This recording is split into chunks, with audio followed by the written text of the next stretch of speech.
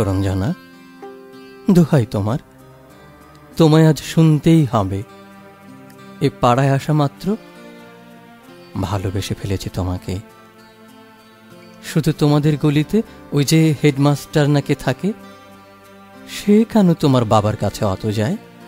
কথা নেই, বার্তা নেই, তোমাদের ছাতে বসে গান গায়। সুর তো মোটেই আসে না, তাহলে কি? বিশ্বাস করো, এসব ৭-৫ ভেবে স্বপ্নেও কথা বলি, আবুল তাবুল বকি। ভয় হয় মা কোন দিকে জেগে উঠে সব শুনে নেবে।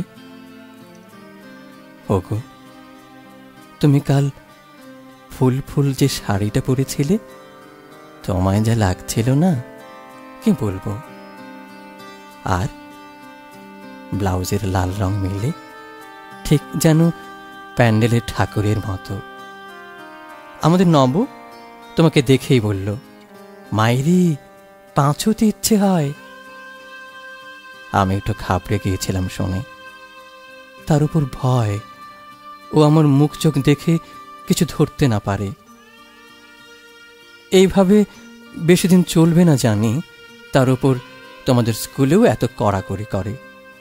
কাল তো বৃষ্টি এলো, একটু বাইরে থাকনি, শুধু আমি সারাক্ষণ কাক ভেজা ভেজে ওই যে তোমাদের গেটে ফুচকা বিক্রি করে বাবুলাল, আমার এক বোনকে দিয়ে তাকে খোসামোদ করে, তাও কোনো রাস্তা নেই দেখে হাত পা ধরে নিজে এই চিঠিটা দিতে গিয়েছিলাম।